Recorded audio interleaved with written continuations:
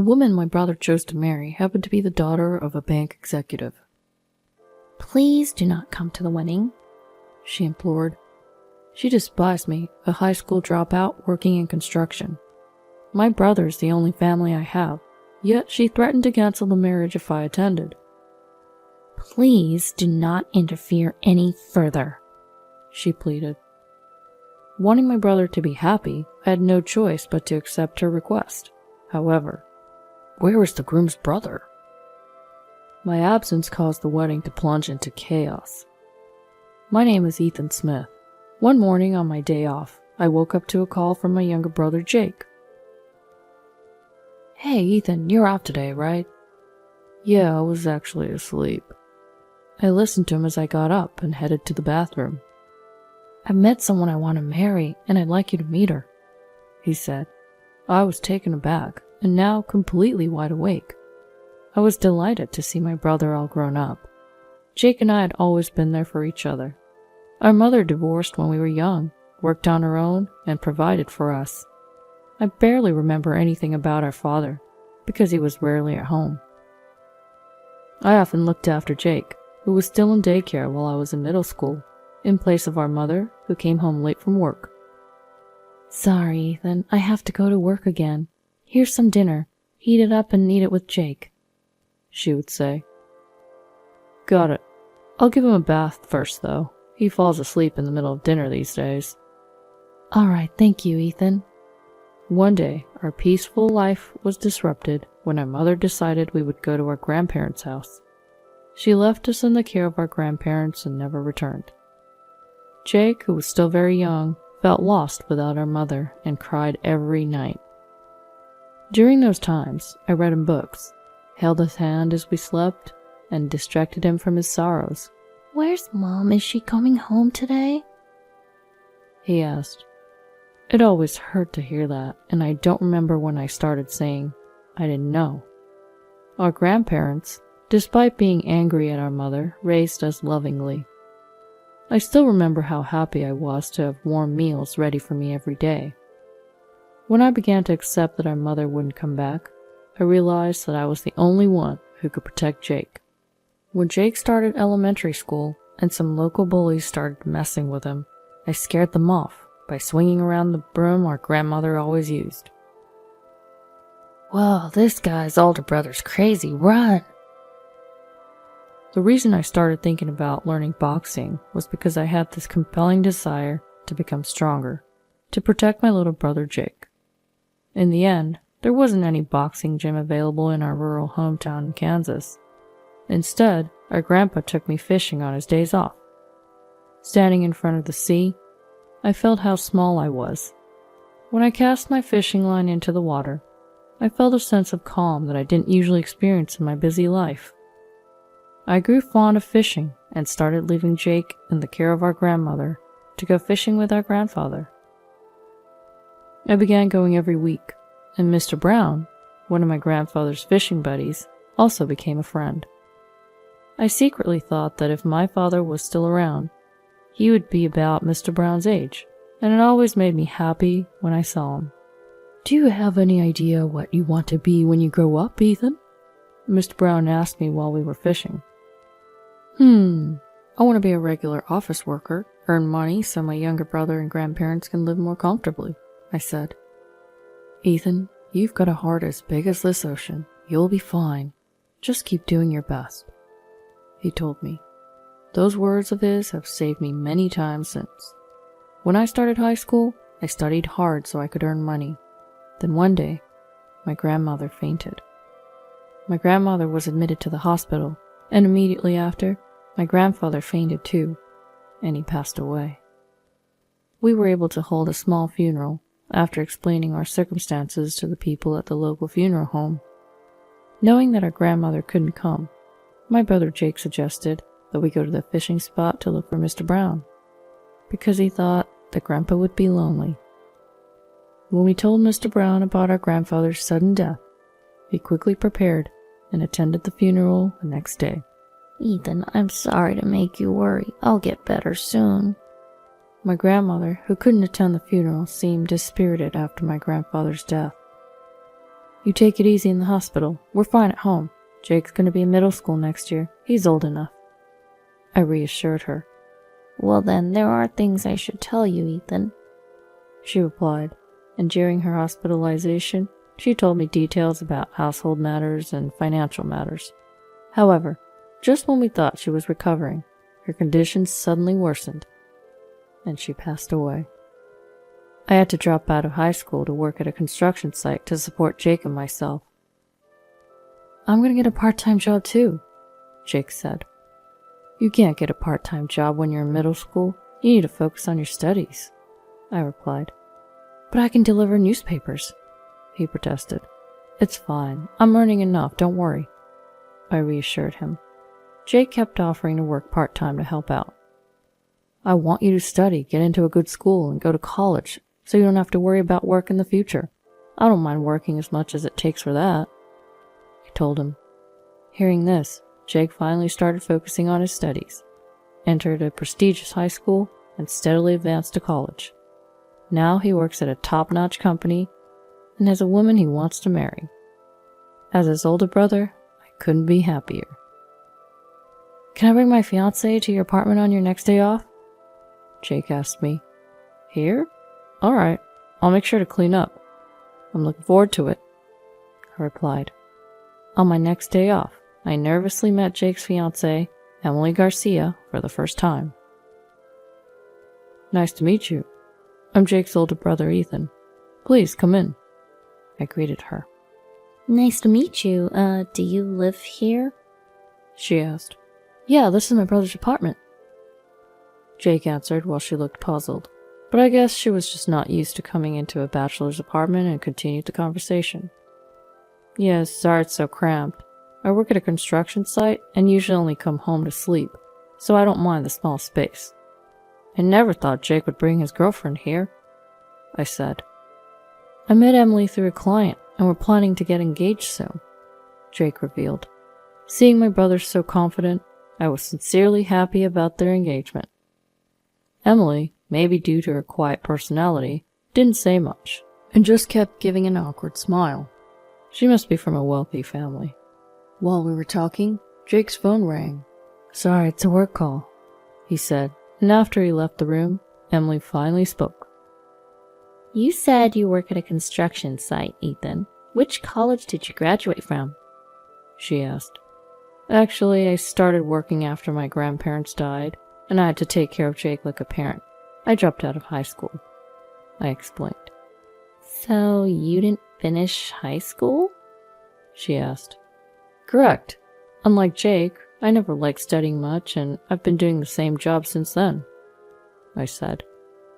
I didn't know that Jake's brother dropped out of high school, she said with an audible sigh of disappointment.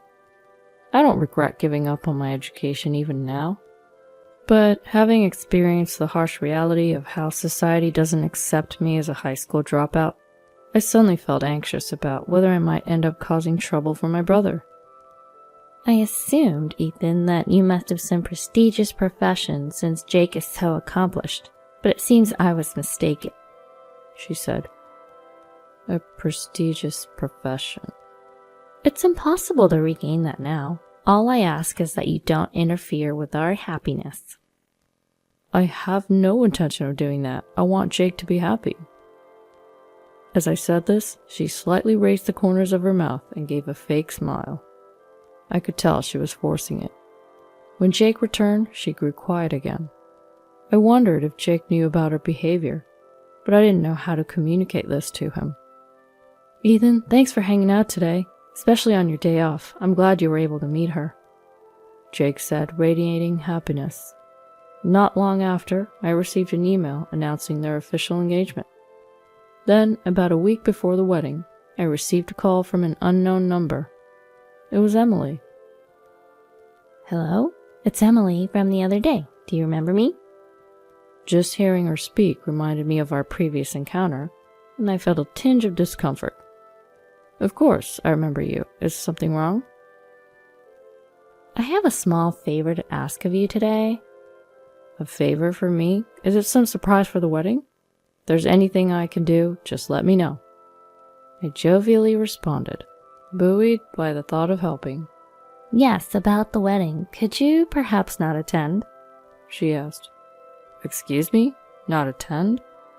I can't imagine not being there for Jake's wedding. I'm his only family. You may not be aware, but my father is a senior executive at a bank. It's frowned upon for him to attend a ceremony where the other party has no parents or relatives. So we thought we might hire some actors to attend. Actors? There's a service that provides people to play the roles of families and relatives. They'll come if we ask, so we thought we'd go that route. And Jake is okay with this? Well, the wedding is for me, after all. I plan to discuss this with him, so could you perhaps tell Jake that you have a work conflict? No, please do so. I highly doubt Jake would agree to this. I want to celebrate him too. If we don't do this, we might not even be able to hold the wedding. It was hard enough to get my father to approve of our marriage, so please don't interfere anymore. You're calling the brother of your future husband an interference? There's a pause on the other end of the line, followed by a small sigh. I just don't understand why you, with no education to boast of, or any respectable job, feel entitled to attend. Frankly, it would be embarrassing for us. With that, she hung up. I was left stunned. For the first time, I felt ashamed of myself. Granted, I'm not someone impressive, being a high school dropout, and it seemed that even getting approval for their marriage was a struggle because of me. I didn't want to cause Jake any embarrassment. That was the one thing I wanted to avoid. So I decided to call Jake. Hey Ethan, it's referee to call, what's up? Actually, about the wedding. I've got a work commitment that day I cannot miss. I'm really sorry, but I won't be able to attend. What? Why? I thought you cleared your schedule for that day. Yes, I had. As the supervisor on site, it was hard for me to take a day off, but I made arrangements for that day. I thought about my coworkers who said, "You have to go on that day, congratulate Jake for us." And I felt a surge of emotions. I can't get out of it. Since I'm the supervisor, I can't leave. I see. That's disappointing. But if you can make it, even if it's for a short while, please come. I want you to be there. I got it. If I finish early, I'll be there. Congratulations, Jake. Yeah, thank you. Promise me, okay? After hanging up the phone, tears wouldn't stop streaming down my face as I pondered on Jake's emotions. The fact that he wanted me, his imperfect brother, to be present at his wedding was somewhat consoling. I felt as if I had regained a fragment of my bruised self-esteem that Emily had shattered. On the day of the wedding, with no particular place to go, I decided to go fishing to escape my suffocating loneliness at home. It's something I hadn't done much of since I started working, but I always had a favorite fishing spot. It's a place where I wouldn't run into any of my colleagues. As I cast my fishing line, the familiar feeling made me tear up all over again. I was alone, and for a while, I wanted to cry freely. I wanted to release my feelings of frustration, loneliness, and pity for Jake into the ocean. After having a good cry, I suddenly sensed a presence. When I turned around, I recognized a figure standing with a fishing rod. "Oh, Mr. Brown?" I quickly wiped my tears with my sleeve and turned around again. Mr. Brown was wearing a nostalgic smile. "Ethan, it's been a while since you've come here. What makes you look so sad?" "Ha, you are observant as ever." Embarrassed that he'd seen me crying, I told Mr. Brown everything about why I couldn't attend the wedding, laughing and crying as I did so. If anyone could soothe my turbulent heart, it would be Mr. Brown. I had such a hunch. "That's harsh, Ethan. You're an admirable man. There's no reason to feel ashamed. I know that better than anyone else." Stop making me cry. "Hey, Ethan, do you think this is the place to be crying?" "But if I show up, won't I interfere with Jake's happiness? Do you think your brother will truly be happy if his big brother doesn't come to his once-in-a-lifetime wedding?" "Well, Jake values you more than you think." I remembered what Jake told me. He said he wanted me to come, even if I was late. "You should go. Come on, get going." "Thanks, Mr. Brown. All right, I'll go. I hurried home to get ready for my beloved brother. Each word of Mr. Brown's pushed me forward. When I arrived at the wedding venue, Jake and Emily were still waiting in the backstage room. Bro, you made it in time. I'm so glad. Next to the joyful Jake, Emily suddenly made a sour face. Well, this is inconvenient. Why is it inconvenient for my brother to come? I had to invite someone to fill his seat since he said he couldn't come. That's why. Probably some sort of fake relative, I suppose. With the wedding entrance time closing in, Emily seemed more irritable and frantic than usual. I just wanted to congratulate Jake today. When I said this to Emily, she finally blew up. Ethan, this isn't what we agreed on, is it? Why won't you listen to me? We're running out of time. That's because I'm Jake's brother. And what? Brotherly love? I'm so tired of it. How would it look if someone found out that the groom's brother is someone like you, a high school dropout? Even in front of Jake, Emily yelled. I'll get my dad to kick you out, so don't move! Suddenly, the backstage door swung open roughly, and Emily's father came in looking flustered. Emily, where is Ethan? Wait, what? What's going on, Dad? She asked. One of our bank's major clients just contacted us wanting to close their account. The bank is in panic mode. When I asked for the reason, they said you had... What, me? Emily interrupted. Yes, apparently they said they would seize all transactions with us, unless you change your disrespectful attitude towards Ethan. They suspect it's a matter of dignity, Emily's father explained. Emily glared at me sharply. Ethan, did you do something? Like spreading rumors to damage my reputation on social media or something? She asked. I have no idea what you're talking about. I don't understand how my name came up in this. I replied, completely clueless about the situation. Emily's attitude? Breaking the agreement? You mean the reason you suddenly couldn't come was because Emily arranged it? Jake asked, suspicion creeping into his voice. That's a terrible thing to say. Emily began, probably searching for an excuse. I cut off whatever she was going to say. I made up my mind not to come because she called me a disgrace, but I realized I was wrong and rushed over. I admitted. Hang on, Ethan. Jake was stunned. Emily, did you tell my brother he's a disgrace? Because... Emily stammered, struggling to find her words. Ignoring her flustered state, Jake spoke in a stern voice. Thanks to Ethan, I managed to get through college. I can't thank him enough. I'm sorry, Ethan. I'm truly sorry. It's okay, Jake. You don't need to apologize to me. I comforted him. Then Jake glared at Emily. Emily, we're going to have to call off this wedding. That's okay with you, right, Mr. Garcia? If that's what it takes for them to forgive us, I have no problem with it, her father replied. But wait. Emily tried to argue, but her father had already left. He probably had to deal with the bank. And so, the wedding dissolved without the bride and groom even making an entrance. According to Jake, Emily ended up losing her job at the bank due to losing their trust, and her father received disciplinary actions, getting transferred and demoted to a different state. Emily didn't want to leave, so she came crying to Jake and told him everything. But Jake had no lingering feelings for Emily. Hearing about what she had done to me and realizing her true nature had a significant impact. Apparently, her coworkers didn't think highly of her either, and this message from the major client was the final straw. There are lots of bad rumors about her, and it seems there's no chance of her making a comeback, Jake explained. I see. Well, let's be glad we found out her true colors before you two got married, I suggested. Yeah, that's true. By the way, aren't you curious about who the major client is? I guess so. Who could it be? I work in construction. I don't know anyone who could shake up a bank that much. Actually, there's one person who comes to mind, Jake said. He had looked into who the major clients might be, and one of the company's chairman's names looked familiar. Do you know Mr. Brown's first name? He asked.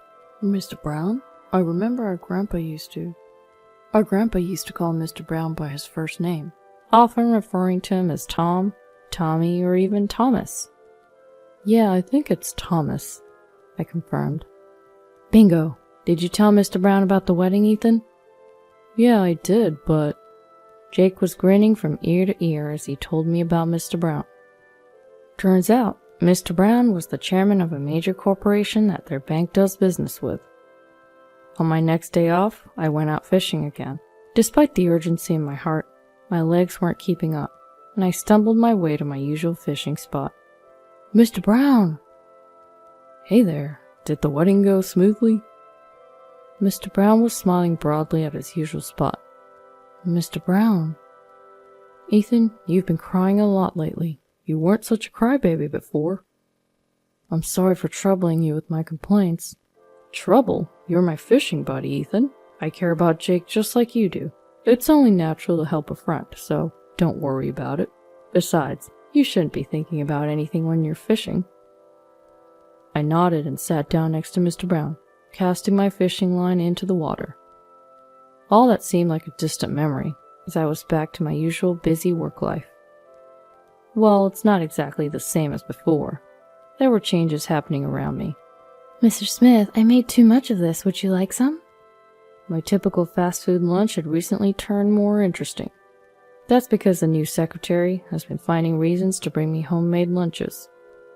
She was Mr. Brown's granddaughter, and I vaguely remembered her mentioning that she had been the little girl Mr. Brown brought along who used to come fishing with us. You were my first crush, and I could never forget. I can't believe you just remembered me.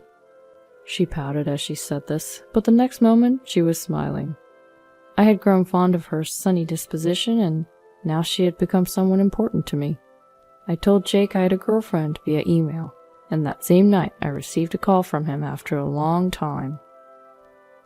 Introduce me to your girlfriend, bro. I'll bring my girlfriend too. Apparently, Jake had a new girlfriend too. The fishing that my grandfather taught me was a solace to my young mind back then. Now, it's become a bond with the people I care about. It's a sunny day today. According to the weather forecast, looks like we're in for a few days of clear skies. I plan to invite my girl on a fishing date with me this weekend.